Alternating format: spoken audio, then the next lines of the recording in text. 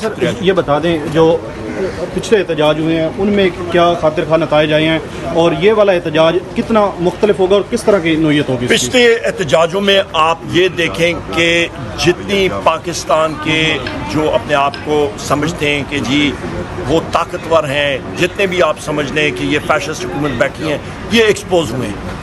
ان کو عوام کی طاقت نے ٹوٹل ایکسپوز کر دیا کہ آپ کے دارالخلافے میں آپ سنائپر فائر ماریں اور لوگوں کو شہید کریں، تو اس سے بڑا ظلم اور کیا ہو سکتا ہے؟ اسپیکر کے ریفرنس پہ آپ الیکشن کمیشن میں پیش ہوئے ہیں، اس سے پہلے ایک آپ کے ممبر اسمبلی جو ہے وہ بھی نااہل ہو چکے، کہا جا رہا ہے 9 مئی کے کیسز میں یا مختلف طرح سے اپوزیشن لیڈر کی سیٹ بھی خطرے میں اور باقی بھی 30-40 لوگ جائیں گے تحریک انصاف کے۔ میں اس لیے ہنس رہا ہوں اور مسکرا رہا ہوں کہ ان ساروں کا تو ان کی منشا ہے وہ تو یہ ہے کہ ہم ساروں کو، محبوب شاہ صاحب کو، صاحبزادہ سکوت اللہ خان صاحب کو، مجھے، ہم ساروں کو، جتنے بھی ہمارے صوبائی اسمبلی کے ممبران ہیں، قومی اسمبلی کے ہیں، سینٹ کے ہیں، ان کا بس چلے تو یہ ہمیں بحریہ عرب میں ڈبا دیں اور ختم کر دیں۔ پر یہ ایک چیز میرا خیال ہے یہ ریئلائز نہیں کرتے ہیں، کیا ہمیں ختم کرنے سے وزیر اعظم عمران خان صاحب کی محبت کوئی کم ہو جائے گی یا لوگ کوئی پیچھے ہٹیں گے؟ لوگ مزید آگے آئیں گے، یہ اپنے لیے جو ہے کام دیکھ رہے ہیں۔ یہاں تو آپ نے کافی سارے الیکشن کمیشن میں اور جیسے اسپیکر کو آپ نے کچھ لکھا ہے 2018 اور 22 کے اپنے پروف دیے ہیں، کہا جا رہا ہے اس میں تو چلیں اگر آپ کی سیٹ بچ گئی تو 9 مئی میں کوئی جو کیسز ہے اس میں سزا ہو جائے گی۔ کر دیں نا سزا، کیا ہم لوگ کوئی پیچھے ہٹنے والے ہیں؟ ہم لوگ کوئی مطلب اپنے رستے سے صراط المستقیم سے ہم لوگ ہٹیں گے؟ ہم لوگ میں کیوں صراط المستقیم کہتا ہوں، میں کیوں کہتا ہوں صحیح راستہ؟ کیونکہ ہم لوگ آئین اور قانون کی بالادستی کے بارے میں بات کر رہے ہیں۔ ہم لوگ، میں محبوب شاہ صاحب یا عمر ایوب یا صاحبزادہ سکوت اللہ صاحب، ہم لوگ اپنے ذاتی ہمارا اس میں کیا ہے؟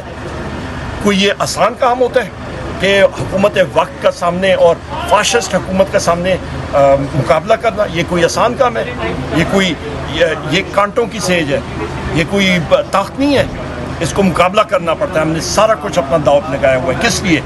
وزیر اعظم عمران خان، پاکستان تحریک انصاف، اور کیوں؟ کیونکہ وہ حق اور سچ کی آواز ہے اس وقت۔ عمر ایوب صاحب، آپ نے کہا کہ یہ جو ہو رہا ہے میں سب کے نام لیتا ہوں اس لیے ہو رہا ہے، اور عمران خان صاحب بھی کہتے ہیں جو ہو رہا ہے وہ اسٹیبلشمنٹ کروا رہی ہے، لیکن ایک آواز آتی ہے کہ عمران خان صاحب کہتے ہیں او مجھ سے بات کرو، تو وہ تو کہہ چکے ہیں کہ معافی مانگ لیں، تو کس بنیاد پر بات ہوگی پھر اگر وہ زیادتی کر رہے ہیں سارے؟ دیکھیں، سب سے اہم بات یہ ہے کہ جو بھی کوئی کہے، اسٹیبلشمنٹ اس کو کہیں، آپ XYZ اس کو کہیں، جو مرضی کریں، ملک میں آئین اور قانون کی بالادستی کے حوالے سے آپ اس کا تعین کریں۔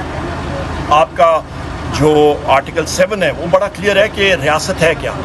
ریاست ہم لوگ ہیں جو قومی اسمبلی کے ممبران ہیں، صوبائی اسمبلی کے ممبران ہیں، جو فیڈرل گورنمنٹ ہے، جو صوبائی حکومتیں اور وہ ادارے جو ٹیکس نافذ کر سکتی ہیں۔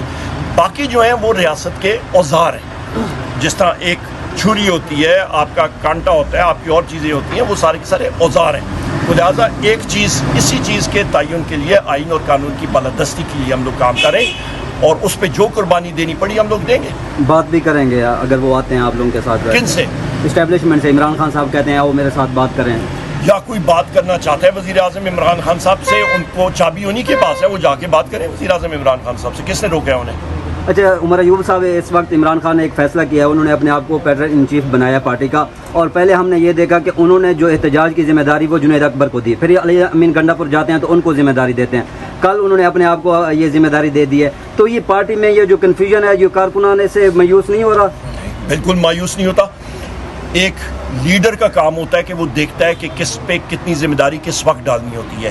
آپ کا ڈائنامک سچویشن ہوتی ہے، جس طرح کہ آپ کا، میں بحیثیت ایک ایویٹر، ایک پائلٹ میں بات کرتا ہوں، جس وقت جہاز اڑ رہے ہوتے ہیں تو جو پیچھے کمانڈر ہوتا ہے وہ دیکھ رہا ہوتا ہے کہ کون سا جہاز کون سی پوزیشن میں ہے۔ اسی طرح کرکٹ کے میدان میں ایک کپتان دیکھ رہا ہوتا ہے کہ میرا کون سا پلیئر کس جگہ پہ کہاں پہ کیا کھیل رہا ہے، اور امیڈیٹلی اس کے مطابق وہ اپنی پوزیشنز چینج کرتا ہے، یا اس کو بہتر کرتا ہے یا چینج کرتا ہے۔ تو عمران خان سے اگر ملاقاتیں بند ہو جاتی ہیں پھر احتجاج کون لیڈ کرے گا، آپ اور سلمان اکرم راجہ صاحب؟ مجھے ابھی تک انسٹرکشنز میں نے نہیں دیکھی ہیں، میری بیرسٹر گوہر صاحب سے بات ہونی ہے، اور میری صاحبزادہ اپنا بیرسٹر سلمان اکرم راجہ صاحب سے بھی بات ہونی ہے، اس کے بعد میں اس پہ بات کر سکوں گا۔ پر جہاں تک احتجاج کی بات ہے، وزیر اعظم عمران خان صاحب کو انہوں نے پہلے بھی انکمیونیکاڈو یعنی کہ کمیونیکیشن سے کاٹا ہوا تھا، احتجاج تو ہمارے جاری تھے۔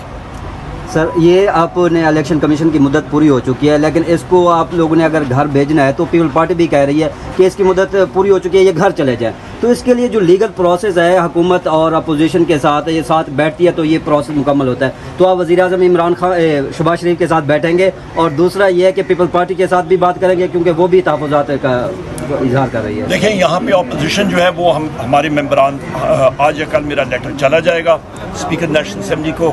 شہباز شریف کے ساتھ بیٹھنے کی بات ہے, اس نے کوئی تاریخ کا تعین نہیں کیا, وہ ہم لوگ ڈیسائیڈ کر کے وہ بھی فائنل کریں گے. اور اس نے فلور آف دا ہاؤس پہ مجھے ایشورنس دی تھی کہ بالکل میں آپ کو خط لکھوں گا. وہ خط 5 مہینوں سے مجھے تو نہیں ملا جو انہوں نے ساتھ کیا تھا. انہوں نے وعدہ کیا تھا فلور آف دا ہاؤس پہ اور سارے ساتھیوں کو معلوم ہے. پوائنٹ 1. پوائنٹ نمبر 2, شہباز شریف نے مجھے 16 مئی کو خط لکھا اور آج یا کل میرا لیٹر چلا جائے گا. ہم نے اپنی مشاورت کر دی ہے, جو ہماری کم از کم پارلیمنٹری کمیٹی کے اپوزیشن کے ممبران ہیں وہ چلا جائے گا.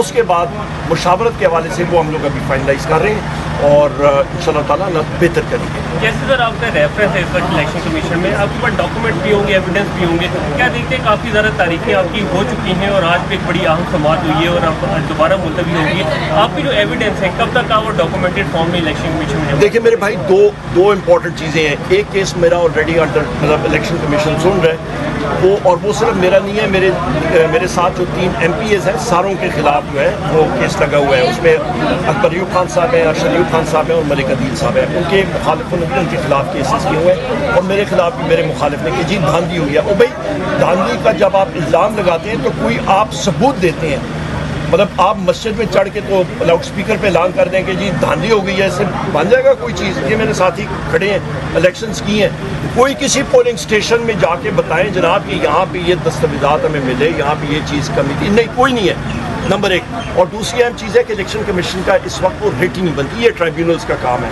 جو بن چکے ہیں. نمبر 3 پوائنٹ کہ جو اس وقت ریفرنس بھی میرے خلاف آیا ہے, یہ 2018 میں جب کاغذات نامزدگی داخل ہوئے تھے میرے مقابل نے اعتراضات جمع کرائے تھے.